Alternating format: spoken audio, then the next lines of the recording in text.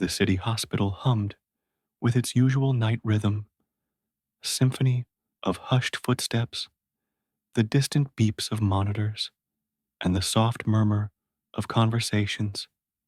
It was a world of life and death, of small victories and profound losses. Sarah Jenkins was a part of this world. She was a young nurse, 24 years old, her hands steady and her heart compassionate. She was working the graveyard shift in the emergency department, a time when the world outside slept, but her world was wide awake, teeming with broken bones, sudden fevers, and the unexpected dramas of human existence. She loved her job. It was not always easy. It was often emotionally taxing, but it was real. She felt she was making a difference. One bandage, one kind word, one late night IV at a time. She was just Sarah, a nurse from a small town who came to the big city to help people. She was not a hero. She was not extraordinary. She was simply dedicated. A sudden, sharp sound tore through the quiet. It was a sound that did not belong in a place of healing. A gunshot.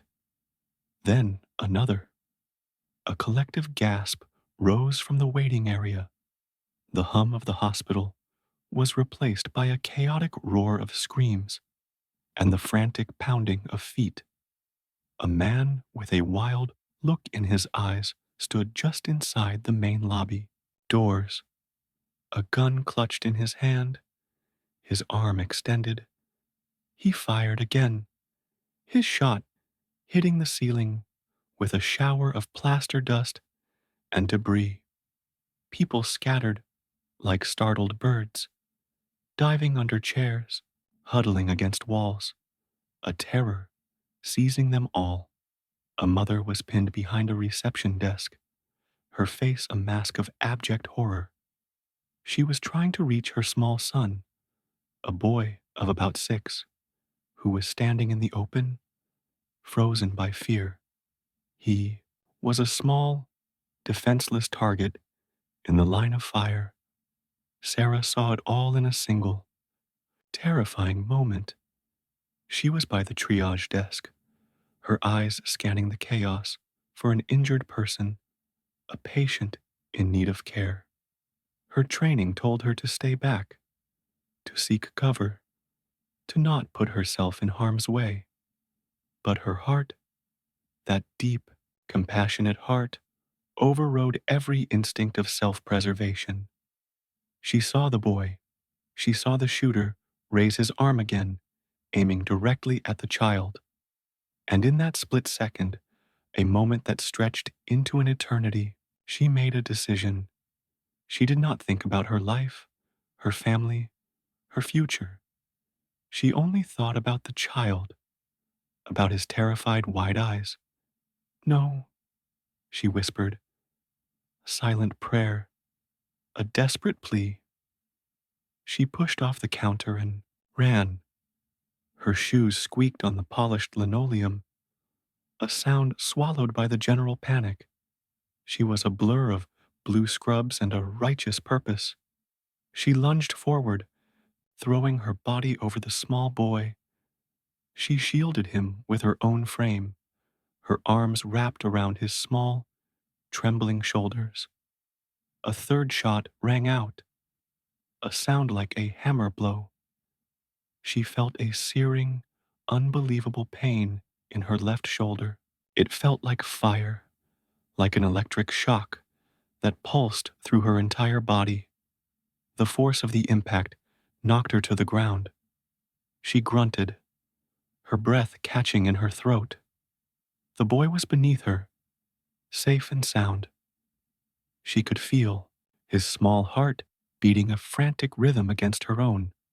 The mother screamed, a guttural sound of relief and anguish. Then silence. The shooter was tackled to the ground by an off-duty police officer and 2 hospital security guards. They had been in a different part of the hospital, but had rushed to the scene the upho moment. The first shot was fired. The man was disarmed and subdued. The terror began to subside, replaced by a stunned, shaky silence. People began to emerge from their hiding places, their faces pale and their hands trembling.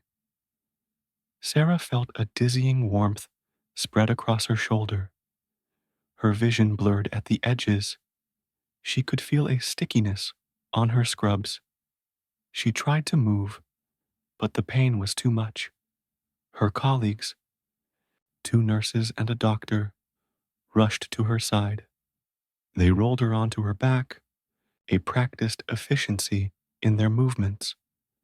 They saw the blood soaking through her uniform. They cut away the fabric to assess the wound. It is a through and through, the doctor said, his voice calm but firm. The bullet went right through. Get her on a gurney. Get her to the trauma bay now. Sarah felt herself being lifted. The boy and his mother were there. The woman was sobbing, her hands pressed together in a gesture of frantic gratitude. Thank you, she said over and over again, her voice thick with emotion. Thank you. You saved my son. You saved my son. Sarah managed a weak smile. He is okay, she mumbled, her words slurring from the pain and shock. He is okay. Then the world went black. She was wheeled into surgery, her life hanging by a thread she had willingly placed in jeopardy. Her selfless act was a simple moment of courage in a world that so often lacked it, but it was a moment that would change everything, not just for the boy she saved, but for her, in ways she could not possibly imagine. She woke up to the smell of antiseptics and the soft glow of a hospital room. The pain was still there, a dull ache in her left shoulder, but it was no longer the searing agony she remembered. She was in a different bed, a different room. She was no longer in the chaos of the ER. She was a patient. Her arm was in a sling, her shoulder heavily bandaged beneath her hospital gown. She felt groggy, her mind slow to catch up with. Her body, a nurse, a familiar face from her unit, was checking her vitals. When the nurse saw Sarah's eyes open, a wave of relief washed over her face. Welcome back, hero, the nurse said, her voice soft and full of admiration. You gave us all a scare. Sarah shook her head slowly. I am not a hero, she whispered, her throat dry. I just did what I had to do. The nurse smiled warmly. Do not be so modest. What you did was incredible. The news is all over it. You are a hero, whether you like it or not. She adjusted the bed and handed Sarah a cup of water. Drink slowly. The next few days were a blur of visitors and media attention. Reporters camped out in the hospital lobby, desperate for an interview with the heroic nurse who took a bullet for a child. The hospital administration had a press release ready. Sarah Jenkins, an exemplary nurse, an inspiration to all. She was given a private room, away from the prying eyes of the press, but she could still feel their presence. She felt overwhelmed. She did not want to be a celebrity. She just wanted to heal and go back to her simple life, to her routine of late nights and caring for people who needed her. Her personal space was invaded by a flood of flowers, cards, and well wishes from people she did not know. Her colleagues came by, their faces a mix of pride and concern. They were all so kind, so genuinely happy. She was okay. The mother and son, Mrs. Rodriguez and Leo, were her most frequent and most meaningful visitors. They came every day. Mrs. Rodriguez was a woman with a kind face and teary eyes. She could not stop thanking Sarah. She brought her flowers and handmade cards from Leo. The little boy was quiet, shy, but his eyes were full of a silent, profound gratitude. He would just sit by her bed and hold her hand. He did not say much, but his presence was a constant reminder of why she did what she did. His small, warm hand in hers was the only reward she ever wanted. Mrs. Rodriguez told her the full story. They had been at the hospital for a follow-up appointment for Leo's asthma. It was a routine visit, a quick checkup before they were to go home. A trip that was supposed to be completely normal had turned into a life or death situation in an instant. She wept every time she recounted it, the memory of her son standing there, helpless, bringing a fresh wave of tears to her eyes. "You are our angel," she told Sarah one afternoon, her voice trembling. "I do not know how we can ever repay you." Sarah just shook her head. "You do not need to repay me," she said softly. "You and Leo are safe. That is all I ever wanted." Her room received another visitor one morning, a man she did not recognize. He was not a hospital staff member, nor was he a family member of a patient. He wore a crisp, dark suit, and his demeanor was formal, almost military-like. He was tall and stood ramrod straight. He introduced himself as Colonel Miller. He said he was from an organization that represented a grateful party. His words were precise, his tone measured. He did not give her a handshake. He simply nodded a respectful acknowledgement. He placed a beautiful gift basket on her nightstand. It was not a typical gift basket. It was filled with expensive chocolates, a bottle of fine wine, and a leather-bound journal. "Thank you," Sarah said, bewildered by his presence. "I do not know who this is from." "You will know in due time," Colonel Miller replied, his face expressionless. "They are a party that does not forget. What you did, young lady, was an act of extraordinary courage. It was also an act of great consequence. It was a pivotal moment." Sarah frowned. "What do you mean?" she asked. "All will be revealed," he said cryptically. "Your act of bravery saved more than just a life. It saved an entire operation, an entire family. I am here on behalf of those who cannot yet speak." He paused, his gaze intense. "I am here on behalf of the family you saved. They are a grateful family." He said those last words with a peculiar emphasis. He then simply turned and walked out of the room, leaving Sarah even more confused than before. Who was this man? Who was this grateful party? His visit felt different from all the others, more official, more serious. She was used to expressions of heartfelt gratitude, but this felt like a formal declaration, a prelude to something she could not comprehend. She felt a strange shiver run down her spine.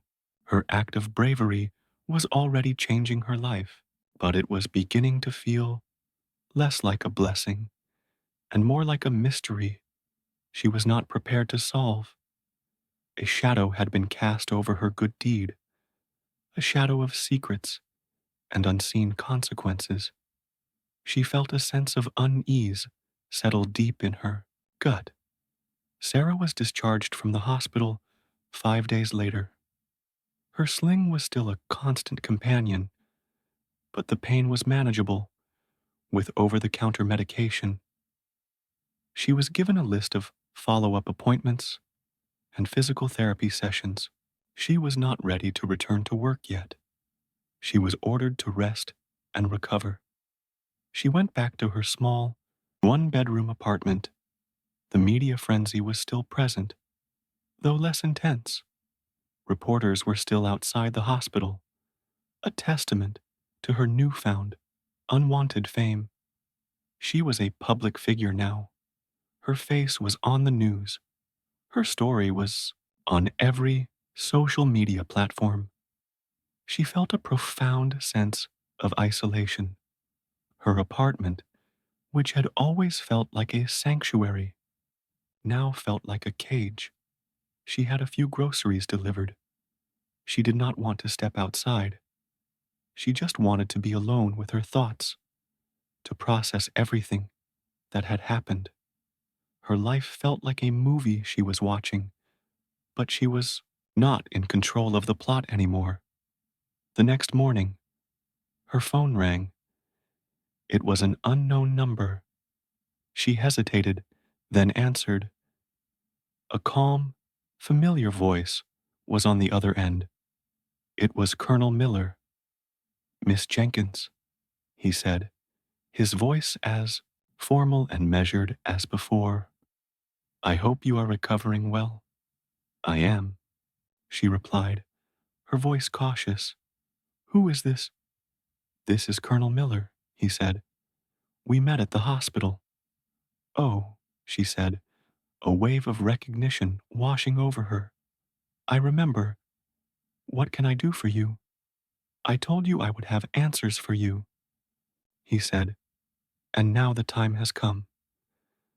I need you to be ready to receive visitors tomorrow morning at 900 hours precisely.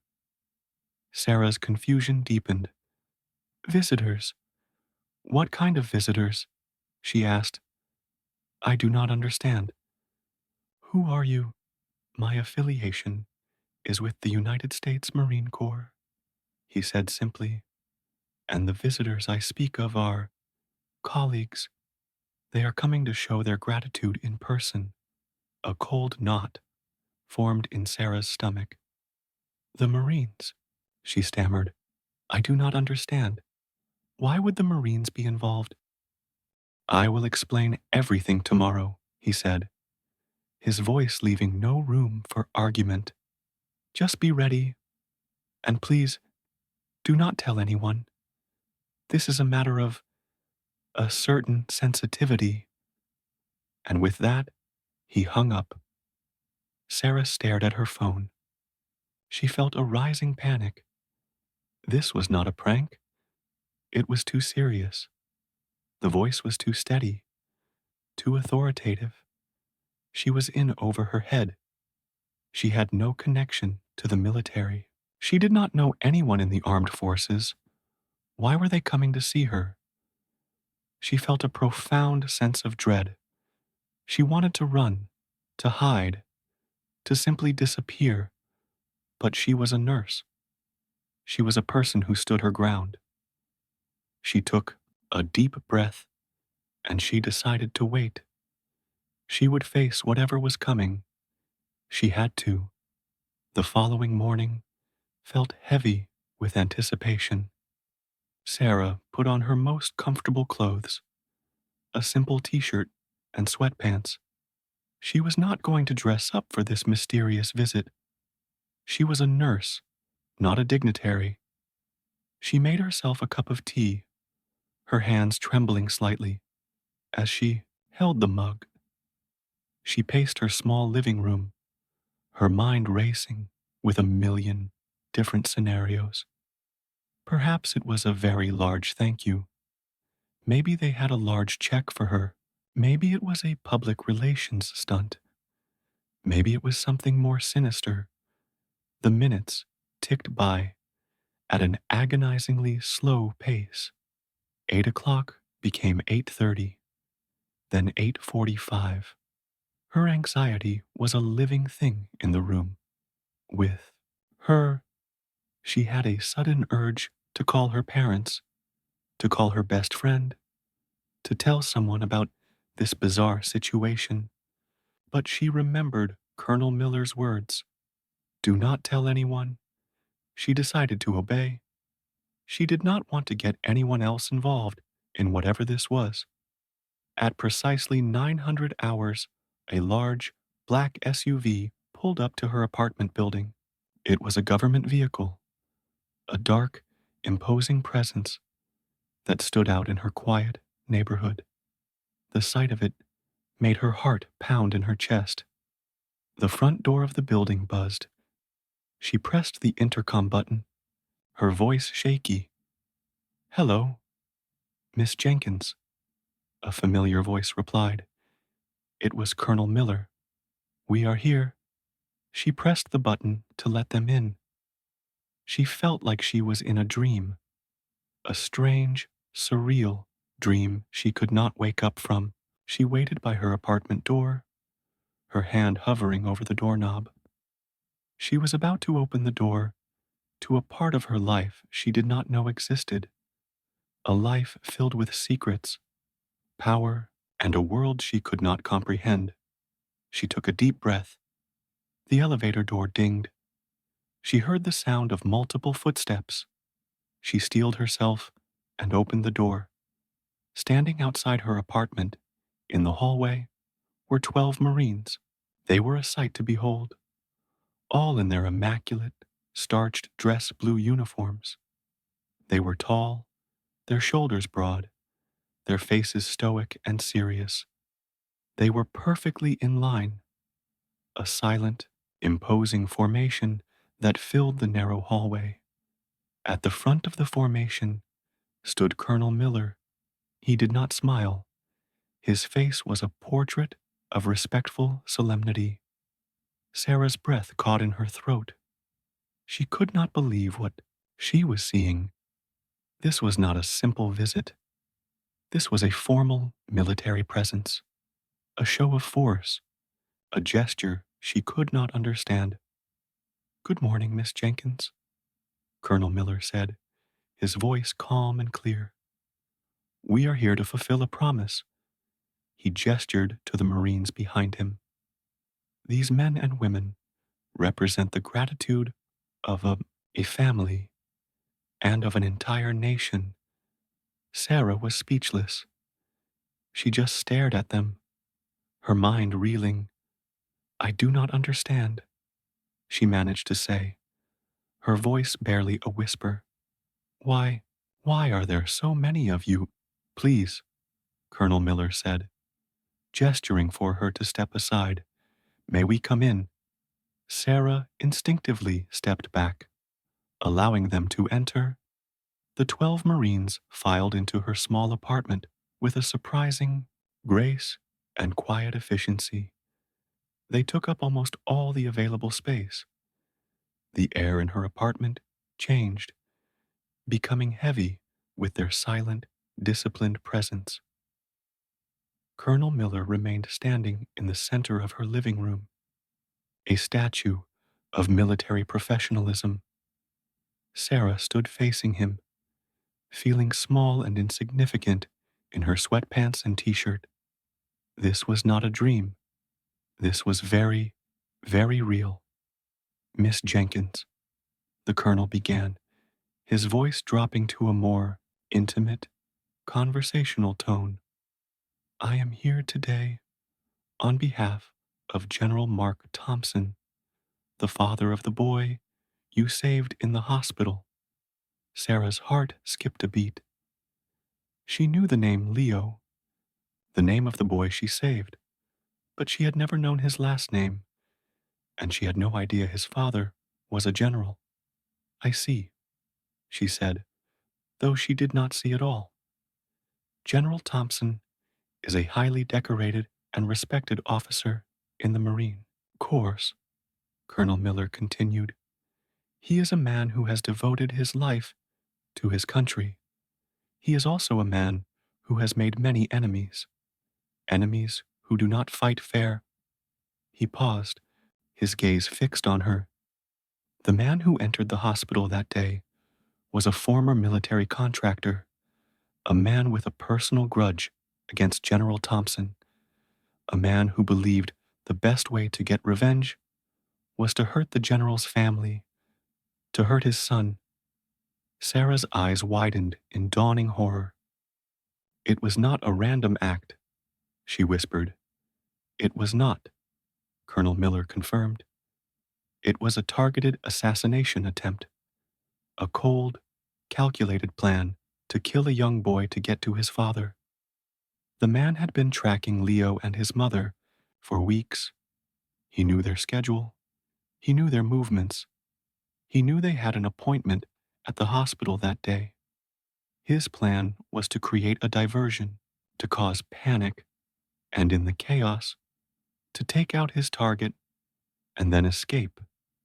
A military-grade operation carried out by a single, determined man. Sarah felt her blood run cold. She had not just saved a boy, she had foiled a murder plot, a plot of a very different nature than she had ever imagined. She had been a part of something much bigger, something much more sinister than a random act of violence. So, the Marines, they are here because of that, she stammered. The Marines are here because you saved a general's son, Colonel Miller said. You, a young nurse, without a weapon, without any training, instinctively took a bullet for a stranger. You did not know the consequences of your actions. You did not know the significance of the life you were saving. But your courage, your compassion, your selfless act, it saved an entire family from a profound tragedy. It saved the son of a man who serves his country every single day.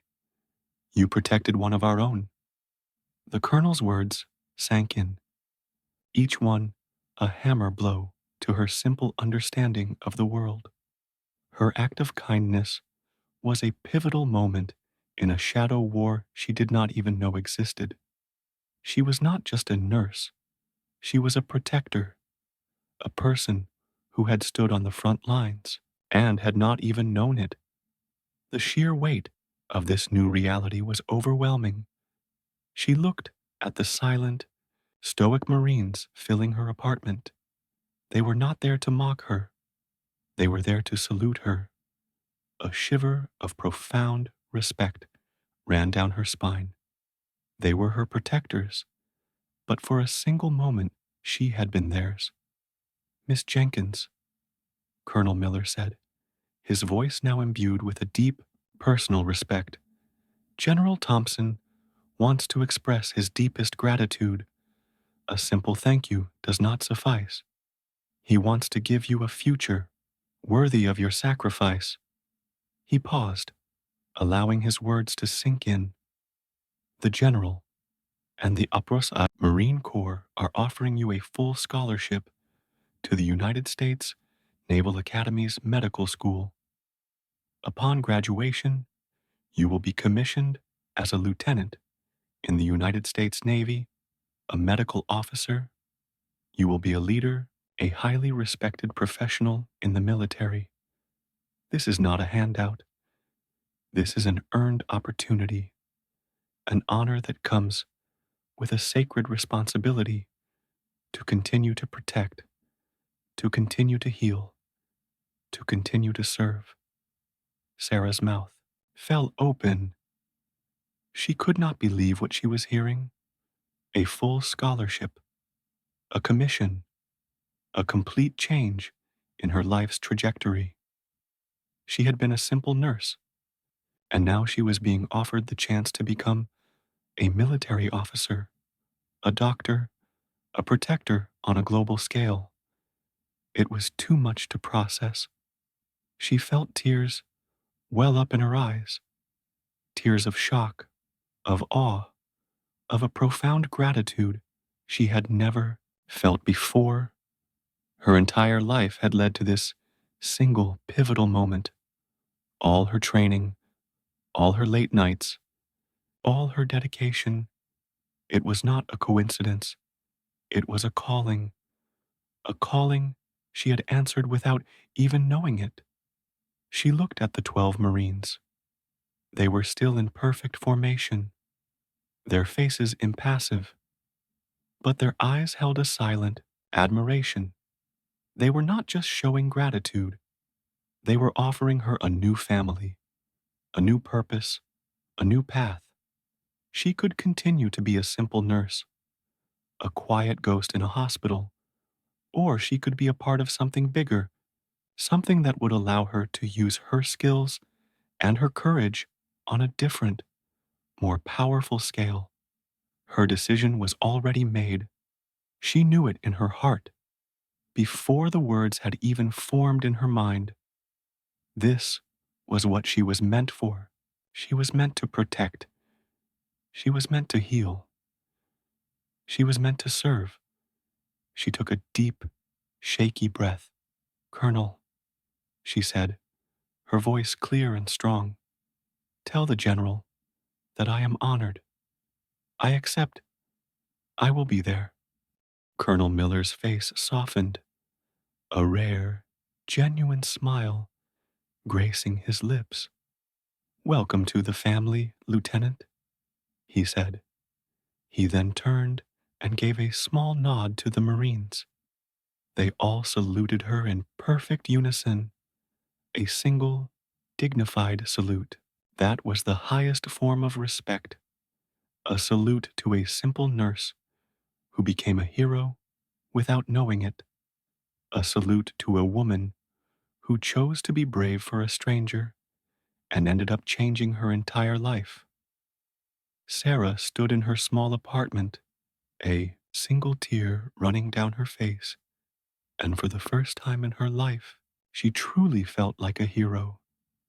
The end of her simple life was the beginning of an extraordinary new one, and it was all because of a single, selfless act, a single act of courage that was a testament to the fact that bravery comes in many forms, and a hero can be anyone who chooses to be one at any time, in any place, and for any person. And the 12 Marines were there to make sure she knew it. They were there to make sure the world knew it. They were there to stand with her, always. Her life had changed forever, and she would never be the same again. She was a member of a new team now, a team that was bigger than a high school, bigger than a hospital, a team that was an entire nation, and she was proud to be a part of it. She was home, and she was finally ready to begin her journey, the journey of a hero.